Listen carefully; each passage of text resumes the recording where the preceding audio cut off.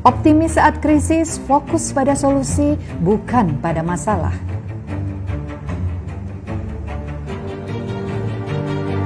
Kerjakan apa yang kamu cintai, hal ini akan membuatmu tangguh karena kamu menciptakan kebahagiaanmu. Temukan tim, di masa seperti ini banyak yang merasa senasib sepenanggungan, saatnya cari teman. Bagikan kebaikanmu, sekarang saatnya berbagi apa yang kamu miliki, tidak harus berupa materi, bisa juga tentang semangat diri. Bahagialah karena bahagia bukan suatu harus berjalan baik, tapi bagaimana kita bisa merespon dengan cara yang lebih baik. Selamat datang di obrolan Dapur Ibu. Halo, apa kabar Ibu Indonesia? Selamat berjumpa kembali di obrolan Dapur Ibu. Kali ini kita memasuki episode ke-17. Ya, kita akan semakin menggali obrolan kita sehari-hari di dalam keluarga, biar makin kenal, makin dekat gitu ya, makin kenal, makin dekat satu sama lain. Karena membangun tim itu sebenarnya bukan kita sedang bekerja bersama-sama, tapi membangun tim itu bagaimana kita bisa percaya satu sama lain. Nah, caranya percaya satu sama lain inilah yang akan kita bahas pada pagi hari ini, ya, pagi hari ini dalam forum ngeteh bareng Pak Dodi. Apa itu ngeteh bareng Pak Dodi? Ngeteh bareng Pak Dodi adalah ngobrol enteng tentang hidup, ya. Saya keluarkan dulu apa itu ya ngeteh ya. Ngobrol enteng tentang hidup, ya. Biar hidup makin berbinar, ya, biar hidup makin berbinar dan tambah gayeng. Dan kali ini dengan satu topik yang seru, yaitu bagaimana obrolan kita di dalam keluarga. Kita panggil Pak Dodi Marianto. Pamer kaos dulu. Iya, Pak Dodi itu selalu ada kaosnya, itu selalu ada sponsor. Ini ya. Kaos dari kawan-kawan hasil karya kawan-kawan Jogja. Iya. Gambar tangan. Gambar tangan Jogja, dan terima kasih untuk Mbak Yani yang sudah menginisiasi munculnya kaos ini ya. Ya, Pak Dodi, apa kabar Pak Dodi? Alhamdulillah baik sekali. Puasa ke-17, ke-17, ke-19 ya, karena kita ini episode 17. Gimana rasanya Pak Dodi memasuki 10 hari yang kedua ini? Oh, malu saya. Dapat tantangan malah kayak anak kecil. Jam 12 ya kok lapar gitu. Ini sudah harus meningkat nih sekarang nih puasanya, dari puasa yang umum, puasa umum sebagai, kalau dulu zaman kita masih awal-awal puasa kan sibuknya tuh saya pakai itu gesper sabuk. Zaman dulu kecil itu. Zaman kecil itu kalau jam 1 siang sabuknya saya perkerat. Nanti jam 3 masuk azan asar itu tambah kencung itu sabuknya untuk menahan biar laparnya hilang. Tapi itu saya, karena saya laki-laki pakainya sabuk. Kalau Bu Septi ini tambah nggak masuk akal lagi. Ayo pakai apa? Dulu zaman kecil kita selalu kalau lapar gitu kan, itu udah ngintip-ngintip ke, kalau ibu gitu yang tukang masak yang di rumah saya itu kan selalu bikin tempe dan sebagainya gitu, itu udah enak banget tape gitu kan, udah bikin, soalnya proses bikin saya tuh megangin sampai pakai batu itu terus diginikan terus gitu. Ya, katanya kalau pegang batu gitu laparnya hilang gitu. Pokoknya aneh-aneh pokoknya zaman kecil ya. Masa sudah, wah ini tantangannya juga masih seperti hanya itu ya, seputar lapar, haus. Iya, betul. Itu saja. Kita harus mulai meningkat sedikit nih ya. Ya. Supaya setidaknya levelnya nambah lah. Ya, mumpung sedang berada di rumah. Ya, stay at home, paling tidak mata kita mulai terlatih, tidak melihat hal yang memang tidak diizinkan oleh agama. Kita hanya belajar membatasi diri, melihat apa-apa yang baik saja. Yeah. Nah, tantangan kalau stay at home itu nguprek di rumah sekeluarga. Nah, yang gampang nyolot adalah emosi. Nah, itu yang perlu dirilisingkan sekarang ini, dengan satu hal sebenarnya yang perlu kita kuatkan saat ini adalah yang Pak Dodi sering terus ngomong terus di berbagai forum, itu adalah ngobrol bareng gitu. Nah, itu gimana tentang ngobrol barengnya tuh Pak? Iya, karena salah satu yang kita kelola di dalam diri kita ini selama bulan puasa adalah bagaimana mengendalikan emosi. Kita tidak diminta untuk menghilangkan, Kita tidak diminta untuk menghilangkan nafsu amarah. Kita tidak diminta untuk menghilangkan nafsu sufiyah juga. Kita hanya diminta untuk mengendalikan nafsu-nafsu itu. Sehingga kemudian pengesang pengendalinya itu, nafsu mutmainah itu akan mampu mengkontrol keseluruhan nafsu yang lain itu. Nah, proses kita mengkontrol ini akan sangat menarik ketika kita bisa menjalani bersama dengan keluarga ini secara intensif dan kita dapat mengendalikan dengan baik nafsu tersebut. Karena serumah kita seringkali yang membuat kita itu marah dan lain-lainnya itu jengkel, resah, apalagi serakah dan sebagainya, itu artinya adalah memang ada pengaruhnya dari keluarga. Nah, cara kita yang pertama adalah dengan memahami atau mengenali anggota keluarga kita, kemudian menerima mereka sebagaimana adanya. Apabila ada hal-hal yang tidak sejalan, kemudian diluruskan. Nah, proses itu memahami, menerima, dan meluruskan hal yang dipandang belum sejalan itu melalui obrolan dalam keluarga itu. Jadi perbanyaklah ngobrol. Sekarang ini mumpung kita punya keleluasaan waktu, anugerah waktu yang sangat banyak. Selama ini mungkin kita berusaha begini nih, andai kata aku ini punya waktu banyak dengan anak-anak, aku akan melakukan bla bla bla bla. Andai kata zaman dulu kita kerja nih, andai kata ini gitu ya. Setiap buka puasa bisa bareng dengan keluarga, aku akan bla bla bla. Nah, sekarang kita diberikan anugerah waktu yang sangat leluasa untuk sepenuhnya bisa fokus dan banyak beraktivitas dengan keluarga. Mari kita manfaatkan dengan cara kami punya mantra yang 3 hal itu. Mantra kami di Ibu Profesional ini mantra padepokan yang kemudian sudah mulai merambat Ibu Profesional.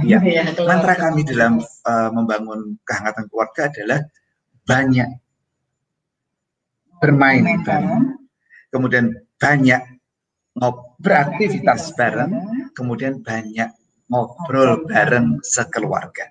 Nah, perbanyak saja hal-hal tersebut. Insya Allah nanti dengan sendirinya kehangatan keluarga, pemahaman kita terhadap anak-anak, pemahaman kita terhadap istri kita, suami kita, pemahaman kemudian setelah kita memahami, mengerti, kemudian kita akan belajar untuk menerima mereka sebagai anugerah yang Maha Kuasa, dihadirkan itu untuk kebahagiaan kita. Kita dahulu meminang istri, meminang pasangan kita itu untuk kebahagiaan kita, memohon kehadiran anak-anak agar untuk bahagia. Itu betul-betul menjadi seperti apa yang kita inginkan. Karena doa itu nggak bisa kalau hanya muncul dari lisan. Tangan ini juga mesti bergerak, kaki juga mesti bergerak untuk mewujudkan doa. Menarik ini tentang obrolan. Kalau kita ingat di yel-yel kita, di komunitas, di keluarga, kalau event gitu ya, pasti kan ada kami satu tim, main bareng, ngobrol bareng, beraktivitas bareng, boom. Wah, itu kan seru banget. Apakah mau kita gali ini ya lebih dalam lagi cara ngobrolnya Padepokan itu seperti apa? Tapi sebelumnya saya kan sapa terlebih dahulu teman-teman yang sudah duduk paling depan sejak sebelum FB Live ini muncul gitu ya. Mbak Mas Riani Zaluhu, apa kabar ya? Mbak Heni Puspita, terima kasih sudah hadir. Mbak Ina Umu Aisar, Mbak Sri Mutiara Suhardi ya, terima kasih sudah hadir di sini. Waalaikumsalam warahmatullahi wabarakatuh. Dan Mbak Rika, halo, apa kabar? Sudah belajar ya tentang video ya. Kemudian Mbak Fitri Purbasari, Mbak Ella Udi Iswatuna Bali dari Kota Sulawesi Tenggara hadir. Aduh, senang banget. Kemudian dari Bali hadir Mbak Iswatuna ya, Mbak Nelly Eka Astuti ya, apa kabar Mbak? Mbak Nurul Fikriyah, Mbak Didi Nuryati ya. Nanti teman-teman boleh mencantumkan apa namanya, menuliskan pertanyaan-pertanyaan, karena nanti kita akan di 15 menit pertama kita mau ngobrol caranya seperti apa ngobrol bareng itu, dan di segmen kedua nanti kita akan tanya jawab ya. Insya Allah untuk tanya jawab tentang bagaimana sih proses yang ingin teman-teman ketahui lebih lanjut. Ya, lanjut Pak Dodi. Ngobrolnya Pak Depokan itu apa aja sih Pak? Receh lah, namanya juga ngobrol gitu. Iya, ngobrolnya itu kayak apa, kemudian dikasih nama apa tidak, nah gitu itu apa aja Pak Dodi kira-kira? Kami memang membuat rumah itu isinya ruang-ruang ngobrol.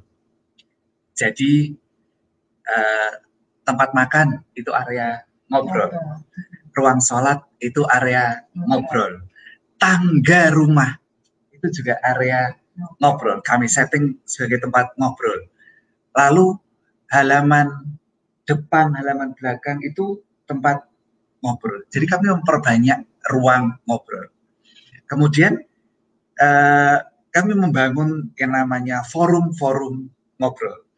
Misalnya yang kemarin antara sholat maghrib dan isya, forum antariksa, antara maghrib dan isya. Kasih nama itu, ya, seru kan? Kasih nama. Supaya nanti obrolan kita kita bisa menyebut. Yeah. Kalau kita memberi nama, kita jadi bisa menyebut. Ya, kemudian obrolan di apa namanya tangga belakang itu sambil ngeteh. Yeah. Jadi kalau Bunda ini karena tangga itu dekat dengan dapur, maka ketika saya sudah mulai duduk di sana, Bunda akan mulai utek-utek bikin teh atau bikin kopi, pokoknya cemilan, minum lah, utamanya adalah minum kalau kita. Kami suka itu sederhana, teh cincau. Nah, itu anak-anak suka sekali, semacam itu. Saya terutama yang suka itu. Kalau anak-anak sukanya namanya teh komboran. Ada yang tahu teh komboran? Teh komboran itu teh sisa kemarin. Sisa kemarin didinginkan, itu buat rembukan. Anak suka sekali dengan hari itu. Misalnya seperti itu. Sehingga kita merasa nyaman berada di sana. Kemudian berdasarkan waktu, itu di tempat ya, tempat-tempat ngobrol. Kemudian kita membangun obrolan-obrolan waktu. Misalnya kami punya forum yang kami sebut forum FSP itu apa? Family Strategic Planning. Ya, itu setahun sekali kami mengkhususkan diri ngobrol. Jadi keluar dari tempat-tempat yang biasanya, jadi keluar dari rumah, misalnya halaman masjid, boleh. Tapi yang penting keluar dari rumah, keluar dari rutinitas. Di tempat yang berbeda, bisa di teras masjid dulu kami. Kalau enggak ya sesekali ke tempat rekreasi, tapi yang sepi, cari tempat yang sepi. Kemudian bolehlah nginep kalau lagi pas ada rezeki, nginep di wisma, di hotel gitu bareng-bareng. Suasana yang berbeda. Buat suasana yang berbeda. Ini yang penting mendapatkan suasana yang baru setahun sekali untuk ngobrol yang ya rada-rada serius untuk setahun ke depan. Kemudian ada forum obrolan Rojab. Itu menjelang mempersiapkan bulan Ramadan ini. Kami sudah mulai ngobrol di bulan Rojab ini. Obrolan Rojab ini kemudian berkembang menjadi sebuah komunitas yang disebut dengan Perak. Para keluarga perindu Ramadan itu sekarang menjadi sebuah komunitas sendiri itu dari obrolan Rojab dan seterusnya. Jadi setiap obrolan kami berikan nama dan penanda. Ada penanda tempat, penanda waktu, gitu untuk agar kita bisa menyebut ingin apa. Yang penting adalah intensitas ngobrolnya. Kadang-kadang ngobrol ini dimulai dari sesuatu yang remeh, sederhana, yang sehari-hari, yang dialami oleh anak ataupun kami orang tuanya. Dimulai dari sederhana saja. Kemudian dari yang sederhana itu kita dari obrolan itu akan muncul hal-hal yang mungkin bisa lebih serius untuk dibahasnya. Misalnya begini nih, untuk memulainya gitu ya. Misalnya begini, yang contoh sederhana kan yang sekarang sedang terjadi ya, pandemi COVID-19 ini. Nah, apa sih yang paling terasa? Gitu. Misalnya buat anak-anak nih, buat anak-anak misalnya gini, kenapa sih kita harus di rumah terus, bosen, masa mau main sama teman-teman aja nggak boleh. Mulai ditanyakan nih, terus bosen ya? Terus rasanya kalau bosen itu, rasanya gimana? Ya pengen marah lah. Namanya juga bosen, tidur gak enak, main ini gak enak. Terus Terus apa yang biasanya kamu lakukan kalau bosan gitu? Jengkel aku. Oh, kalau jengkel bosannya hilang? Enggak. Nah, gitu. Terus seperti apa? Ya kalau bosannya enggak hilang, kenapa malah jengkel? Pengennya apa? Bosannya hilang. Iya. Terus pengennya apa? Main dengan teman. Oh, pengen main dengan teman. Yang nggak boleh apa sih? Main dengan teman? Nggak boleh itu, katanya kan nggak boleh deket-deketan, nggak boleh banyak-banyakan. Terus tanya lagi, jadi main dengan teman boleh nggak? Boleh. Ya. Selama tidak deket-deketan dan nggak banyak. Oke, sekarang ayo ajak main temanmu. Berapa? 2, 3 orang? Boleh. Dan jangan deket-deketan. Main apa yang nggak deket-deketan ya? Sepedaan boleh nggak ya? Oh, boleh tuh. Sepedaan. Nanti dijemput temanmu, pakai sepeda, terus apalagi yang harus dilakukan kalau naik sepeda? Pakai helm. Ya, nah di masa pandemi ini tambahkan lagi satu. Pakai apa ya? Masker. Untuk apa? Kita pelajari. Masker itu untuk apa? Masker itu untuk bukan hanya melindungimu dari orang lain, tapi melindungi orang lain dari dirimu. Kalau kamu batuk, kumannya nggak kemana-mana, virusnya kemana-mana. Kuman itu apa ya? Jadi obrolan kuman gitu itu apa? ya. Ini pandemi ini apa COVID ini virus atau kuman ya? Iya ya, virus atau kuman ya. Coba kita cari tahu sebentar. Nah, kita nyari tahu antara bedanya kuman, virus, lalu ini jenis apa, kenapa namanya menjadi COVID-19, corona ini sebenarnya ada berapa, terus diobrolkan semacam itu. Jadi menjadi proses yang menarik karena sampai kemudian mencari tahunya dari sesuatu yang memang ingin diketahui. Kalau teman-teman perhatikan tadi, Pak Dodi selalu menggunakan the power of question, ya, bertanya, tidak ngobrol itu ngasih wejangan, itu bikin anak-anak itu enak ya Pak ya. Kalau saat ngobrol kasih wejangan, anak tuh nggak suka. Pak Dodi tadi, ini saya keseharian Pak Dodi karena refleks ya, ketika saya tanya gimana sih Pak contohnya, itu pasti keluarnya adalah itu, karena itu sehari-hari digunakan Pak Dodi sebagai the power of question dan acknowledgement. Tadi kalian bosan, oh bosen ya, gitu kan. Nggak boleh main sama teman, oh nggak boleh main sama teman. Menurutmu seperti apa? Nah, itu enak jadinya kan ngobrolnya. Jadi nggak boleh bosan, kayak gitu aja kok bosan. Gitu tuh udah gitu. Itu sebagai orang tua sebenarnya dibekali hal yang sudah apa namanya? Dibekali dengan hal-hal yang pemahaman bahwa anak-anak itu tidak punya hal-hal yang mereka tidak akan bisa menolak. Iya, betul. Dan anak-anak itu juga punya hal yang sudah dalam dirinya sudah pasti akan terjadi penolakan. Misalnya begini nih, hal yang pasti tidak pernah akan ditolak oleh anak itu ada 4 hal setidaknya. Itu yang kami pahami. Kami praktekkan, alami selama ini, selama anak masih kecil-kecil sampai mereka akil balik ya. Bermain. Anak-anak nggak pernah nolak bermain. Kalau dipanggil itu capek pulang sekolah dipanggil, Budi, bal-balan yuk, gitu, main sepak bola yuk. Nggak semua paham bal-balan Pak Dodi. Main sepak bola yuk, gitu. Itu capeknya kayak apapun pasti akan berangkat. Bermain tidak akan pernah ditolak oleh anak. Tentu saja permainan yang mengasihkan ya, permainan tidak mengasihkan. Kemudian yang kedua adalah dongeng, kisah, cerita. Itu tidak akan bisa ditolak. Walaupun mereka capek, sudah ngantuk sekalipun, kalau kita dongengkan, dongeng itu tetap akan masuk pada diri kita.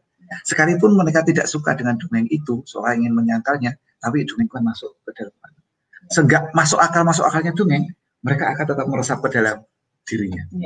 Itu hal yang dengan sendirinya ada pada si dongeng itu. Perhatikan baik-baik, kitab suci isinya banyak tentang kisah dongeng. Kemudian yang ketiga adalah hadiah. Anak-anak tidak pernah menolak hadiah. Siapa yang mau nolak hadiah ya? Senang banget. Tidak penting hadiah itu harganya berapa, dibelinya di mana, tidak penting. Yang penting adalah bagaimana cara kita berikan hadiah itu.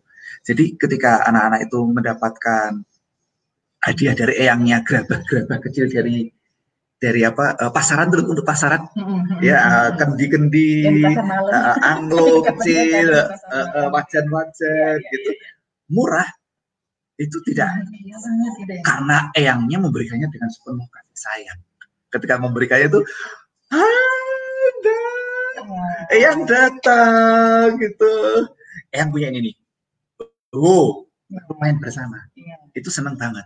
Jadi bukan apanya, tapi bagaimananya itu ya. sama saja dengan senangnya kalau saya belikan teknologi kit yang harganya ratusan dolar, itu sama saja dengan kebahagiaan. Sama di mainan-mainan di pasar malam. Gitu. Kalau saya memberikannya salah, itu bisa bahkan mendingan dikasih gerabah mainan anak-anak dari yang tadi daripada kits yang mahal yang saya berikan. Kemudian yang keempat adalah hadiah kejutan. Oh iya, yang keempat. Jadi kita punya bermain, dongeng, hadiah dan kejutan. Hal yang mengejutkan, sesuatu yang rutin itu sudah tidak menarik lagi. Ikan asin itu bisa menjadi sesuatu yang sangat menarik karena merupakan kejutan. Iya, aspek kejutannya itu. Jadi sesuatu yang enak, misalkan kita ajak makan di hotel tiap hari, bosan nggak? Berikan sesuatu itu berupa kejutan, tidak harus mahal kejutan. Kejutan itu bisa berwujud apa saja, makanan, mainan, event, ajakan untuk jalan-jalan misalkan berupa kejutan, itu akan sangat menarik. 4 hal itu tidak akan ditolak oleh anak. Jadi manfaatkan 4 hal itu. Dan apa hal yang pasti ditolak oleh anak? Nasihat. Padahal kita sering banget ini ya. Kalau keucap ketemu anak pengennya nanti kamu itu loh, Mbok ya. Aduh. Khotbah Jumat kalau isinya nasihat, kita aja tidur. Dinasehati. Dinasehati soalnya. Dan begitu dinasehati tidur gitu. Kita loh. Yang dewasa. Yang sudah datang untuk katanya beribadahnya. Iya, kalau anak-anak itu kan nolak sebenarnya ya Pak. Anak-anak menolak, tapi kan takut sama orang tuanya ya. Jadi kalau mereka menunduk itu endingnya benci kan terusan. Endingnya itu nggak suka sama orang tuanya. Penolakannya dengan itu, dengan sikap. Bukan dengan orang tuanya lah, bencinya itu. Benci itu dengan apa yang diucapkan. Iya, benci dengan nasihat. Yang dinasehati terus-menerus tuh benci banget gitu ya. Sehingga kita sebagai orang tua perlu untuk melatih diri kita bagaimana membangun apa yang ingin kita sampaikan itu ke dalam 4 hal itu. Ke dalam permainan, ke dalam dongeng, ke dalam hadiah, dan ke dalam aneka kejutan itu. Mereka nggak akan pernah menolak dengan seperti itu. Terima kasih Pak Dodi untuk segmen 1. Waduh, ini obrolan panjangnya gitu ya. Kita terima kasih untuk teman-teman juga yang sudah hadir. Wow, banyak sekali ya. Dari mulai Mbak Flowers itu ya Mbak Lia di Makassar ya Mbak ya, Mbak Melinda Silviana, terima kasih selamat datang, Mbak Sahidah dari Garut, Mbak Erli Batam, Mbak Dian, Mbak Rasmi, wah banyak, nanti kita nggak bisa sebut satu-satu ya. Terima kasih banyak untuk saya hadir dan kita mau masuk ke segmen kedua ya, segmen 2 dari segmen tanya jawab. Terima kasih yang sudah mengirimkan tanya jawabnya dan untuk jeda kali ini saya akan menyampaikan satu hal ya yang nanti akan ada di siang nanti ya. Saya tutup dulu yang ngeteh bareng Pak Dodi.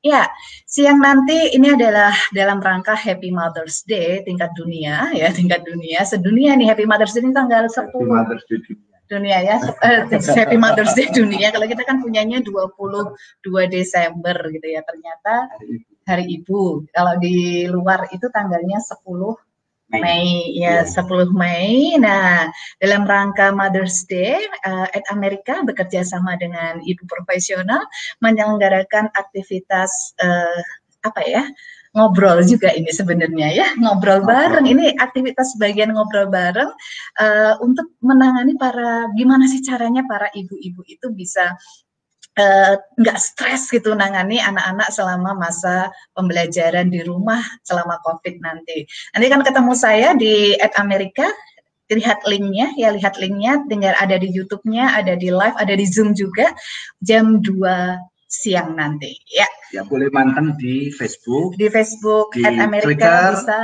ya, di Instagram dan di YouTube. Ya, semuanya ada nanti live, jadi nggak bingung-bingung mau nyari kemana, cari aja akun sosial medianya Ed America. Oh, bukan akunnya Bunda ya? Akunnya Ed America. Akun sosial medianya Ed America. Ya, terima kasih. Itu tadi adalah iklan sebentar ya.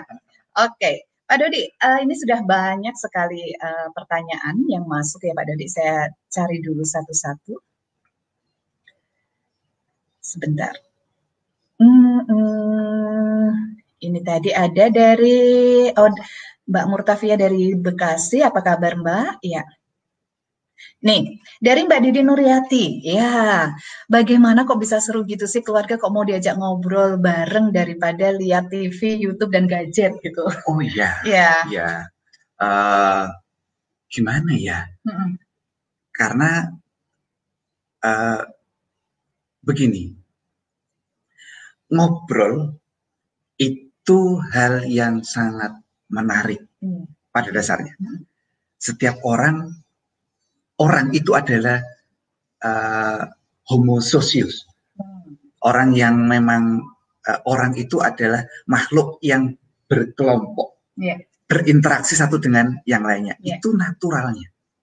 Sehingga ngobrol itu pasti disukai. Bertemu dengan orang itu disukai. Nah, sekarang tinggal obrolannya apa? Kalau obrolannya isinya nasihat, pasti akan ditolak. Karena tidak menyenangkan. Kalau ngobrolnya selalu duduk, ya tidak menarik. Jadi ngobrol itu kadang-kadang dimulai dengan apa? Main. Jadi kalau kami misalnya suka dengan main kasti. Ada yang masih suka main kasti? Gitu. Nanti kalau sudah berpeluh, keringetan, capek, duduk di bawah pohon kelengkeng, lalu sambil minum, ngobrol. Itu jadi tidak selalu ngobrol itu seperti meeting ya. Jadi ayo ngobrol, meeting. Waktunya ngobrol. Ya enggak gitu. Itu enggak menyenangkan. Ngobrol yang pintar kayak membuat event gitu ya. Kayak membuat event-event gitu ada di rumah gitu yang sederhana. Ya, jadi perhatikan ngobrol itu adalah sesuatu yang sifatnya ringan. Kemudian tempatnya menyenangkan, suasananya menyenangkan, situasinya menyenangkan, lalu isinya menggembirakan. Jadi itu namanya ngobrol ringan, sederhana seperti itu. Nah, etapa-etapa bagaimana membangun seperti itu latihan dibangun. Dimulai dari mana? Bapak dan ibunya dulu. Kalau bapak dan ibunya saja nggak bisa ngobrol, nggak ada contohnya. Bagaimana anaknya mau menikmati obrolan itu? Jadi pola komunikasi antara suami dan istri itu diselesaikan dan dibangun. Aneka macam persoalannya diselesaikan terlebih dahulu dan dibangun pola komunikasinya yang menyenangkan. Startingnya dari situ ya Pak ya. Startingnya dari kita. Kalau ingin membuat perubahan maka mulailah dari kita dulu. Nah itu penting banget. Ya. Kemudian dari Mbak itu ya Mbak Didin ya. Selanjutnya adalah dari Mbak Erli Oktania di Batam. Apa kabar Batam ya? Bapak Ibu, obrolan yang 1 Muharram itu sejak kapan berlaku di Padepokan? Sejak Mbak Enes usia berapa? Usia berapa ya waktu itu ya? Sejak usia berapa ya? 4 tahunan ya? 4 tahun kali ini ya. Pokoknya udah ngomongnya udah banyak gitu loh. Udah banyak. Kan Enes tuh ngomong 1 tahun 10 bulan. Itu saya ada catatannya. Iya, 1 tahun 10 bulan itu. Enes itu pertama kali ngomong saya catat di portofolionya itu adalah 1 tahun 10 bulan. Itu antara ngomong dan berjalan itu bareng gitu. Enes itu lari itu dan itu jinjit gitu. Ya. Jadi nggak pernah jalan dia. Mengapa saya ingat banget karena kata pertama yang keluar adalah bapak.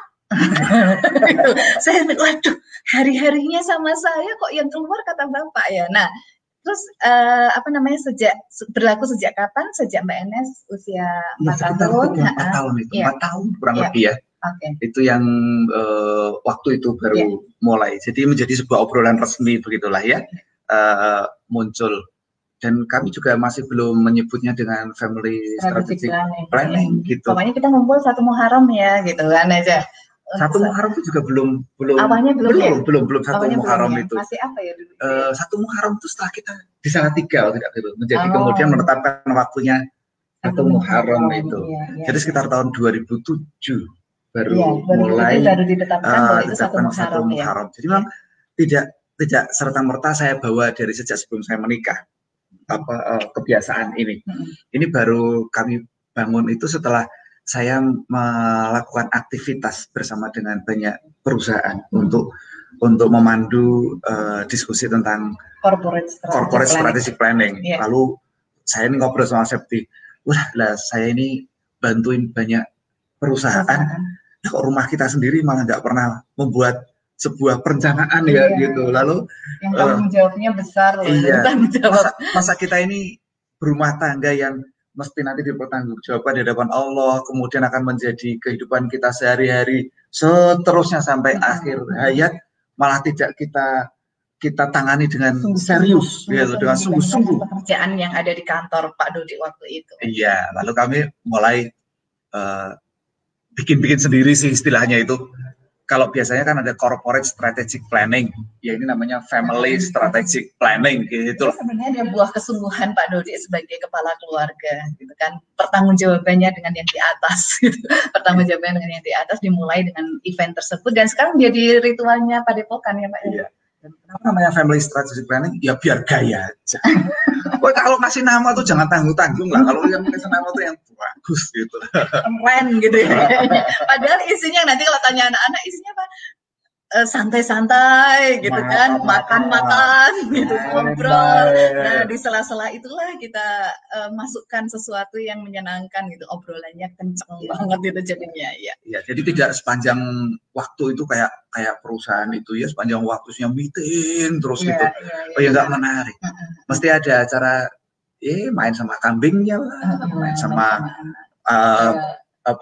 sekitarnya dengan lingkungan. Itu sebenarnya adalah refreshing keluarga ya sebenarnya. Dan teman-teman bisa menetapkan loh, tidak harus satu Muharram.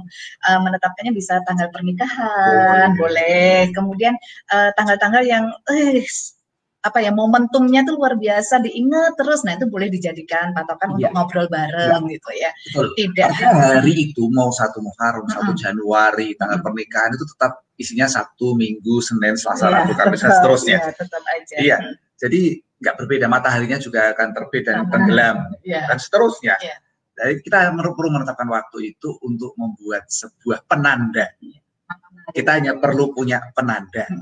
Nah, lalu ditetapkanlah waktu. Seperti kenapa ditetapkan 1 Muharram itu sebagai hari itu ada penandanya, yaitu saat Rasulullah berhijrah. Nah, itu penanda. Dikasih makna gitu ya, dikasih makna. Tapi itu akhirnya menjadi perubahan besar di keluarga kami.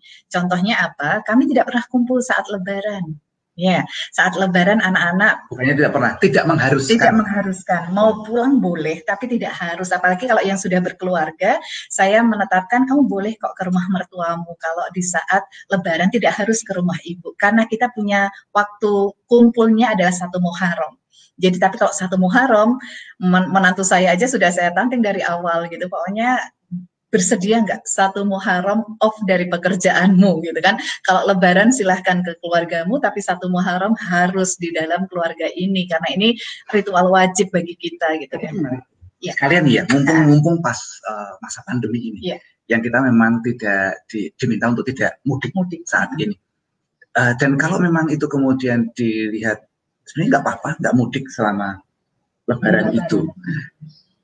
Kenapa harus memaksakan diri mudik di saat situasi tidak menyenangkan, macet, perjalanan macet, lalu segala sesuatu itu mahal saat itu, riuh rendah dan sebagainya. Buat kami itu memang tidak menyenangkan menghadapi seperti itu. Itu sebabnya diantaranya kami kemudian memutuskan bahwa kami memilih untuk bila berkumpul itu tidak dalam situasi yang heboh, yang tenang, yang tidak menyulitkan. Mengapa? Itu sebabnya kami tidak memaksa untuk anak-anak pulang saat Lebaran, mudik barengan seperti itu. Kami lebih menyukai, yuk kita cari waktu di mana kita tuh longgar, nyaman, enak. Kami pilih seperti itu. Misalnya nih 1 Muharram itu kemudian kok isinya orang-orang juga semua mudik dan transportasi sulit, kami akan ubah lagi dalam hari itu. Jadi yang mudah, yang menyenangkan supaya ketika kumpul itu senang. Iya, betul. Ya, lanjut ya Pak Dodi ya. Dari Mbak Melinda Silviana, apa kabar Mbak Melinda? Ya, saya sudah 2 tahun ini gagal ajakin suami FSP. Aduh ya, menurutnya biar mengalir apa adanya, tidak perlu terlalu terstruktur karena kehidupan itu dinamis. Bagaimana ya Ibu dan Bapak supaya Pak suami itu ikut semangat menyusun family strategic planning bersama? Nah, nggak usah. Nggak usah. Ya nggak usah lah. Pertanyaan cuma begini nih.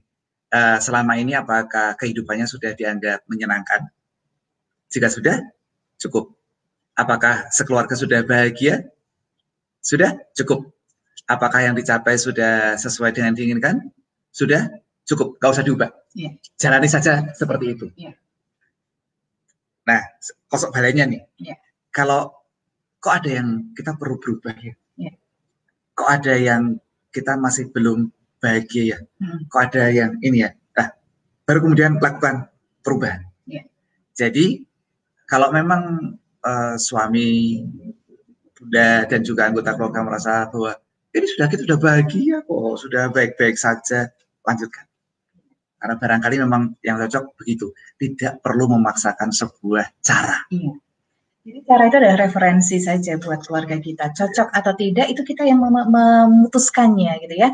Jadi tidak bisa jadi apa ya Pak ya, ukuran gitu ya. Kalau keluarga yang melakukan family strategic plan itu keren, keluarga yang tidak melakukan family strategic plan itu tidak keren. Oh bukan, bisa jadi dua-duanya bagus dengan caranya masing-masing, ngobrolnya masing-masing gitu ya. Santai saja Bun, ini bukan masalah surga dan neraka kan ya. Cara, ini hanya cara. Jadi kemudian kita bisa memilih, dan apabila kita sekeluarga itu menyukai sebuah cara, cukup dengan kita sekeluarga bahagia. Tidak perlu kemudian membandingkan dengan orang lain. Itu. Ya, ada lagi Mbak Wenda, selamat malam di Las Vegas, hadir lagi. Kemarin pas banget pertanyaan di Mbak Wenda, waktunya sudah habis. Dari sekarang ini ada ditanyakan lagi di sini. Terima kasih. Masih penasaran pertanyaan kemarin Pak, kalau high energy ending itu tidak smooth bagaimana? Dan misalnya kalau terjadi di lingkup komunitas bagaimana Pak? Oh iya, ini hal yang tantangan menarik buat kita itu. Betul. Adalah yang pertama ditanyakan terlebih dahulu, apakah kita berkomunitas itu membuat kita bahagia?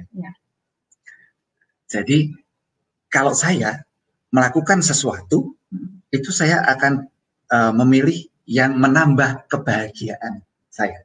Saya tidak akan masuk pada sesuatu yang membuat diri saya sendiri menjadi semakin tidak bahagia. Bukan berarti bahwa ketika saya masuk sesuatu itu tidak ada kesulitan, tidak ada tantangan, tidak ada hambatan, pasti ada. Tapi apapun itu yang terjadi, yang di depan saya, ketika saya melakukannya, itu membuat saya makin bahagia. Contoh sederhana nih ya, saya naik gunung, saya suka dengan naik gunung. Lalu saya memutuskan saya pengen naik gunung Merbabu yang dekat rumah saya ini ya, kayak gunung Merbabu. Itu saya akan menyiapkan bekal. Ketika saya sudah berangkat, apakah semua isinya juga kebahagiaan saja? Pasti ada kendala, capek, tantangan, hambatan, rintangannya, emosi dan lain sebagainya. Tetapi semuanya itu membuat diri saya itu gembira. Makin bahagia, makin meningkat diri saya. Secara jangka panjang itu membuat saya makin berbinar. Maka saya kerjakan. Nanti sampai di puncak Merbabu itu, meskipun tadi penuh keluh kesah tuh ya, puncak Merbabu saya sudah bilang gini, mana lagi ya? Udah mikir lagi nih, gunung mana lagi yang mau saya daki. Itu kegembiraan dalam diri saya. Nah, ketika Mbak Wida melakukan, masuk ke dalam komunitas, apa itu membahagiakan? Kalau iya, artinya begini nih, kita nggak pengen melepaskan kok. Jadi orang lain nggak ada yang mau, ya nggak apa-apa, tak kerjain terus. Saya bahagia mengerjakannya itu. Saya melayani ibu-ibu, membuatkan mereka aneka kegiatan, membuatkan mereka banyak aktivitas, membuatkan mereka ragam forum untuk berkumpul. Itu saya senang. Karena saya senang, saya akan layani Anda dengan sepenuh kegembiraan itu. Kalau bisa saya nggak pengen melepaskan. Seperti itu. Nah, saya kemudian melepaskan, itu adalah karena saya melihat ini akan lebih bagus jika kemudian terjadi estafet berikutnya. Bukan karena saya melempar, membuangnya.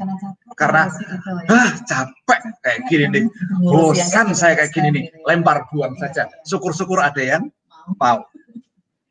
Nah, karena saya memang senang dan tidak ingin melepasnya, maka saya akan menunggu sampai energinya memuncak. Segala sesuatunya siap, sehingga saya kemudian melepasnya dengan sukarela, dengan senang hati. Semacam itu. Itu sehingga energi ending itu memang ditunggu untuk itu. Nah, kita menetapkan tenggat deadline, misalnya katakan saya akan pegang ini 2 tahun. 3 tahun, 4 tahun. Itu kita yang menetapkan. Kemudian sepanjang, kalau kita sudah melakukan tenggat itu, saya akan breakdown. Bagaimana agar setelah 2 tahun itu, saya akan mencapai puncaknya. High energinya pada 2 tahun yang tepat. Nah, saya tata itu. Sehingga 6 bulan sebelumnya, itu sudah mulai handover, alih tangan. Tandem dengan calon pengganti. Sehingga kemudian ketika tiba 2 tahun saya seleh, itu sudah betul-betul di puncak dan pengganti saya sudah siap seperti itu. Ini sama dengan kegiatan kita berkeluarga dengan anak-anak. Kita menata anak-anak itu agar mereka ketika kita lepas ke membangun keluarga baru itu dalam puncak.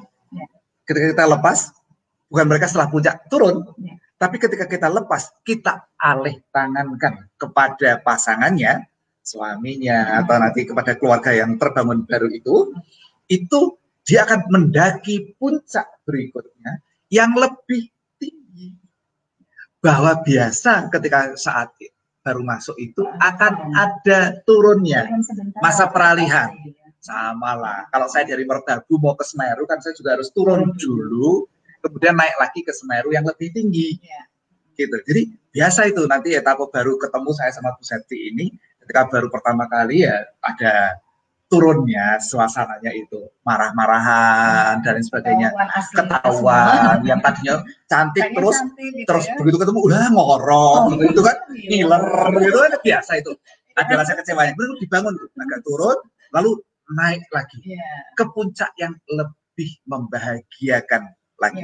Sama seperti itu. Nanti di komunitas juga seperti itu. Jadi bisa diatur, dikelola. Jadi tunggu. Kalau memang masih senang dengan itu, nggak usah dilempar. Nggak ada yang mau pegang sendiri. Pegang terus. Gitu. Makanya prinsip di dalam berkeluarga maupun berkomunitas itu sama, yaitu berbagi dan melayani. Kan yang dibagi itu adalah berbagi kebahagiaan, bukan berbagi beban. Coba andai kata saya berbagi beban saya sebagai seorang ibu dan istri ke Pak Dodi terus menerus, ya Pak Dodi itu nggak mau ngurusi bagian pekerjaan saya gitu kan. Siapa yang mau dibagi beban? Ya, nggak ada yang mau dibagi beban gitu ya. Ketika Pak Dodi itu melihat saya tuh bahagia mengerjakan bermain sama anak-anak, kemudian sekarang bahagia sekali kalau berada di dapur, lama-lama Pak Dodi itu mendekat gitu kan. Mendekat dengan saya, kenapa saya bahagia banget belanja gitu. Karena saya beritahu, oh nanti di sana ketemu sama Mbok Di yang sudah mulai, kayaknya tuh nggak suka. Saya tuh beban, saya tuh merasa beban saya itu adalah belanja. Kalau belanja tuh saya pengennya semua diambilin, kemudian tergoda uangnya habis langsungan kan. Akhirnya saya mengerem diri untuk saya nggak belanja, saya belanja online aja lah langsung gitu. Kemudian ngelihat Pak Dodi tuh bahagia banget kalau belanja.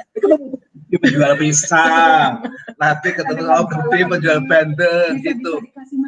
Setiap kali ke los buah, kasih buah, los ini kasih, mungkin pada kasihan gitu ya melihat ada suami menderita gitu ya, menderita kok belanja sendiri, istrinya kemana tuh kalau pulang bawanya banyak banget tuh hadiah. Lama-lama Ibu Septi jadi Mary pengen ikut belanja, bukan karena iri apa Pak, tapi cemburu sama Budi penjual. Saya langsung ya Pak Dodi ya. Begitu ya Mbak Wenda ya. Oh, Happy Mother's Day Bu Septi versi Amerika. Iya, makasih Mbak Wenda di Las Vegas ya.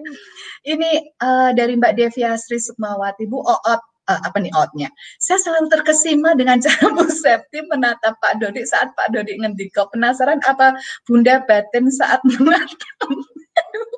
Saat menatap, oh saya selalu nyanyi, ada kamu di bawah mataku gitu. Aduh, itu ada cara ya. Kenapa ya Pak ya? Aku nyanyi apa? Mata indah bola. Ya, itu adalah apa ya? Kami itu berusaha memang satu sama lain untuk berusaha menghargai ketika berbicara. Apa ya? Gaya itu. Biar saya singkat terus gitu ya. Soalnya kalau nggak menatap ke saya juga mau menatap ke siapa? Nggak ada siapa-siapa kecuali saya. Iya, makanya kalau lagi di rumah stay at home berduaan gitu itu belajarlah untuk membangun kebahagiaan, menatap pasangan hidup dan menatap anak-anak. Siapa lagi yang mau kita tatap kalau bukan mereka? Itu sebuah keniscayaan, kewajaran seperti itu. Masa kita lebih senang menatap televisi dibandingkan menatap pada anak-anak dan kepada pasangan kita. Nah, yang semacam itu harus dibangun. Memang iya. Jadi saya juga bagaimana agar Bu Septi tetap terkesima menatap saya. Saya rawat wajah saya ini. Saya sambil mengamati sebenarnya. Iya, ini kok nggak tua-tua gitu. Itu habis bikin kopi gitu, saya drip, saya pakai Bialetti, saya buat kopi, nanti ampasnya itu buat masker. Sudah. Nanti ngelantur kemana-mana itu kalau kayak gitu. Jangan dibiarkan Pak Dodi seperti itu. Iya, dari Mbak Atika Yusrina, apa kabar Mbak Atika? Iya, nanti kita paskan 3 menit lagi ya Pak ya. Ya. Izin bertanya, jika suami agak susah kita ajak untuk belajar, misal lihat live video ibu bapak, baca buku parenting, diajak tingkatkan ibadah susah karena merasa sudah lelah cari nafkah untuk kami yang ada anak 3 dengan jarak yang dekat. Bagaimana cara pendekatan ke suami ya Pak ya? Gitu. Udah masih dekat dengan suami? Ini cara mendekati suami. Tarik. Itu cara mendekati. Kalau kurang dekat lagi tarik lagi. Itu cara membuatnya makin dekat. Nggak usah dipaksa untuk ikut ini, itu, dan lain sebagainya. Nikmati saja. Lihat, jika suami bahagia, Bunda bahagialah. Bahwa suami sudah berlelah-lelah untuk bekerja demi menafkahi anak dan istri. Ya. Cukup. Suami tidak ngerepoti Bunda, tidak ngelarang-larang jika Bunda sedang belajar, sedang membaca, sedang melihat video parenting. Sudah bagus, diizinkan, sudah diizinkan, udah senang banget, udah bagus, nggak usah dipaksa ini itu dan lain sebagainya. Bunda pengen memaksa suami untuk beribadah apalagi? Ibadah suami bekerjanya untuk menafkahi anak dan istri jika dilakukan dengan ikhlas lillahi ta'ala, itu ibadah. Ketika ia meninggal di perjalanan syahid, apalagi yang ingin Bunda inginkan? Itu sudah puncak ibadah yang luar biasa untuk seorang lelaki. Maka doronglah ia agar dapat melakukan peribadatannya itu dengan sepenuh kegembiraan. Berikan dia ketika berangkat, bekali dia dengan doa Bunda. Senyum wajah yang menggembirakan ketika ditinggal. Berikan dia bekal makanan, minuman yang disukainya. Agar ia ketika melakukan peribadatannya itu tercukupi segala kebutuhannya. Itu sudah luar biasa. Tidak lebih indah kok yang peribadatan yang lainnya. Ingat baik-baik. Tangan yang pernah dicium oleh Rasulullah itu bukan tangan mereka-mereka yang sepanjang hari berada di masjid, sepanjang hari berada di majelis-majelis.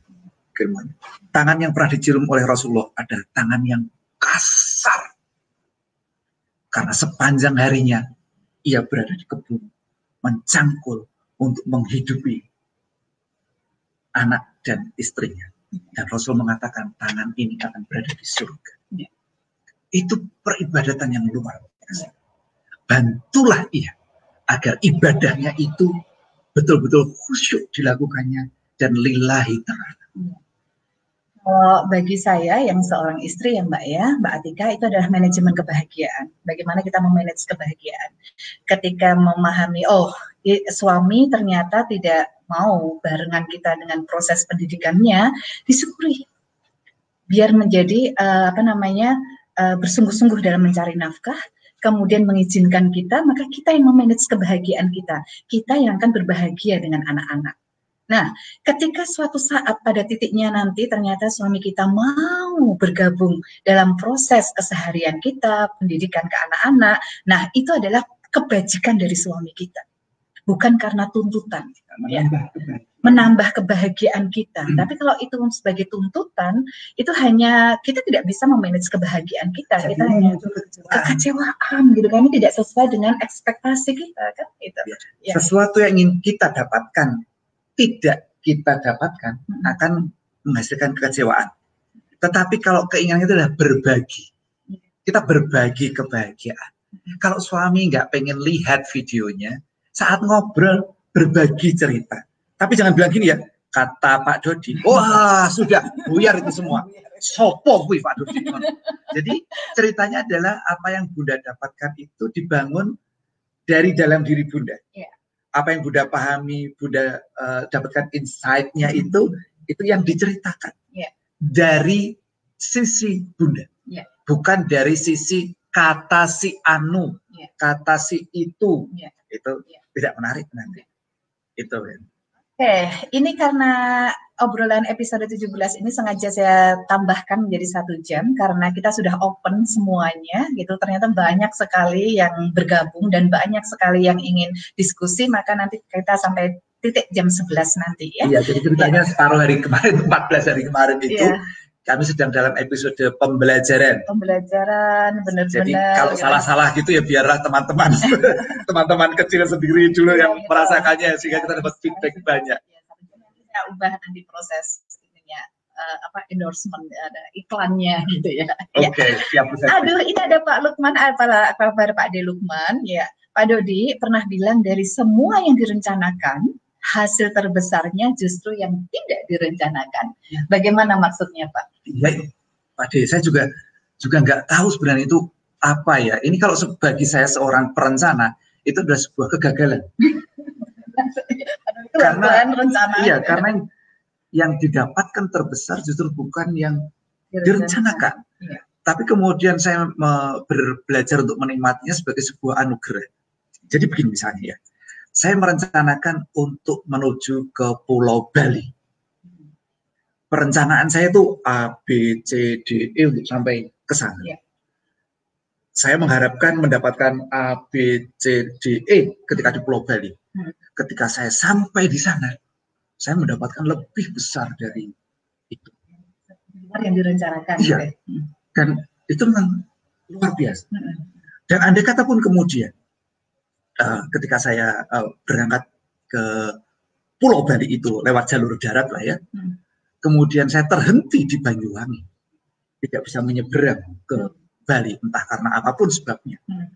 Kemudian saya mendapati bahwa Banyuwangi itu memberikan kebahagiaan yang luar biasa kepada saya, melebihi yang sudah saya rencanakan. Jadi saya belajar menikmati apa yang saya peroleh itu sebagai hal terbaik yang saya dapatkan. Meski demikian, setiap saat saya tetap menetapkan rencana, tujuan. Karena tujuan itu memberikan saya arah, direction. Kemana saya kembali. Bahwa ternyata kemudian kesangkut di Banyuwangi, saya tidak apa-apa. Tapi sudah punya arah gitu dalam keluarganya gitu ya. Betul, dan Banyuwangi itu memberikan saya kebahagiaan yang luar biasa. Karena ternyata saya menemukan, ternyata bukan di Bali loh, tapi di Banyuwangi. Di mana grader kopi tingkat dunia itu ada yang tidak akan saya dapati kalau saya di Bali. Gitu. Jenis ramuan racian kopi yang istimewa itu ada di Banyuwangi. Misalnya itu sesuatu yang blessing ya, keberkahan ketika kita mendapat bahwa apapun yang kemudian kita mencapainya di sana itu adalah yang terbaik. Tetapi saya tetap merasa perlu untuk menetapkan direction, arah. Untuk apa? Agar kapal saya ini jelas. Kemana? Ke sana. Itu jelas. Jadi kita mau membawanya kemana? Ke sana. Nah, kapal tadi bedanya dengan air mengalir gitu aja gimana Pak itu? Contohnya, contoh realnya gitu. Ya nggak apa-apa, air mengalir itu ya air mengalir. Namanya air mengalir. Jadi air mengalir itu mengikuti kemana beting. Itu sama sekali nggak ada perencanaan. Tidak ada perencanaan. Jadi ya betingnya bilang belok ya belok. Ke Tangguk Batu ya belok. Nanti kemana arah itu sesuai dengan aliran yang diirigasikan. Bahkan kalau diirigasi, yang ngikuti bagaimana tukang irigasinya itu, insinyur irigasi itu mengatur arahnya. Ya dinikmati. Jadi mau alam yang membuatkan alur, maupun orang lain yang membuatkan alur, ikuti saja. Diikuti. Ya, itu belajar untuk menerima alur yang sudah ada. Jadi mau kemudian lewat di kebun bunga ya diterima, mau kemudian ternyata lewat di tempat sampah ya belajar untuk menerima. Hal itu memang proses yang belajar. Dan orang-orang keren ini isinya air mengalir. Ya para wali itu tidak membuat family strategic planning kok. Beliau itu ya mengalir sesuai dengan bagaimana kehendak sang kuasa. Tapi apa kemudian? Ya belajar menerima. Di hadapan ke raja yang bengis ya menerima. Masukkan penjara ya belajar untuk menerima sebagai sebuah proses dalamnya. Nah, kami ini belajar untuk mengambil peran di dalam diri kami. Kemudian melalui direction dan kemudian belajarnya apa? Belajar menerima hasil yang diperoleh. Jadi sebenarnya Pak D, saya ini tipenya adalah air mengalir tadinya, gitu kan, bertemu dengan Pak Dodi yang tipenya merencanakan. Akhirnya kita bisa, saya memahaminya bahwa oh iya ya ternyata memang benar harus melemparkan terlebih dahulu ini tujuannya, arahnya mau kemana, tapi tidak menggenggamnya, tapi saya serahkan kepada Allah, nanti apa yang diberikan kepada kami, perjalanannya mau seperti apa, itu diterima. Jadi kombinasi sebenarnya saya dan Pak Dodi ini. Kombinasi menarik. Saya memaksa Bu Septi untuk kemudian mengikuti sudut pandang saya sebagai yang mesti membuat segala rencana. Sebenarnya tidak juga. Hanya saya biarkan Bu Septi mengalir di irigasi yang saya buat itu tadi. Gitu. Jadi saya ini air mengalir. Berada di irigasinya Pak Dodi gitu. Itu klop jadinya. Jadi saya nggak kemana-mana gitu kan, nggak kemana-mana. Apa boleh ngalir? Saya diizinkan untuk mencoba semua hal baru selama di irigasi itu tuh on track gitu ya, di tracknya gitu ya. Ya apakah pernah merembes keluar? Ya pernah. Dan saya harus membalikkannya lagi ke dalam jalur saya. Iya pernah. Kami pernah mengalami situasi seperti itu dan menurut pandangan saya sebagai engineer irigasinya tadi itu, ini lagi nggak benar nih alirnya. Itu harus saya balikkan. Balikannya, air nggak bisa ditarik. Jangan disedot. Tinggal dihadang di depannya, buatkan jalur berikutnya di depannya itu. Untuk balik lagi ke jalur yang saya punya tadi itu. Punya tujuan, nggak punya arah gitu kan, nggak punya arah. Jadi ada orang yang menghadangnya, kemudian tiba-tiba kok belok sendiri. Nggak usah repot nyari pompa buat geret lagi airnya, nggak usah. Taruh aja di depannya, jalur berikutnya gitu. Balik lagi. Itu dinamika kami ketika kami berbeda sekali memang. Jadi langit dan bumi sebenarnya kami itu, tapi bisa bersatu dalam meja makan. Langit dan bumi di meja makan luar biasa teman-teman ya. Biasanya asam dan garam bertemu di belakang. Ini langit dan bumi. Ya dapurnya terbuka itu begini nih Mas. Adanya langit dan bumi. Iya. Aduh, ada lagi sebentar saya cek. Saya belum lihat. Iya, ternyata terima kasih untuk teman-teman yang sudah hadir ya. Saya close dulu yang di Pak D. Ya, itu tadi adalah obrolan kita ya, obrolan kita tentang bagaimana kita membangun forum di dalam keluarga kita. Forum-forum itu Pak Dodi directionnya. Kemudian saya yang mengisi spontanitasnya gitu ya, sehingga bisa menjadi sesuatu yang mulai menyenangkan gitu. Mau soal aku tuh yo direction gitu, ya bahasanya yang lebih bagus gitu biar kelihatan demokratis gitu. Demokratis terpimpin. Oke, terima kasih teman-teman. Inilah obrolan dapur ibu edisi spesial. Start mulai hari ini adalah 1 jam dan kita akan bertemu kembali esok hari. Jangan lupa tetap setia di obrolan dapur ibu. Terima kasih. Assalamualaikum warahmatullahi wabarakatuh. Adalah wajah keluarga kita. Dapur adalah pusat peradaban keluarga kita. Dapur adalah tempat di mana kehangatan keluarga kita berada. Mari saatnya membangun peradaban dari dalam rumah. Salam obrolan dapur ibu.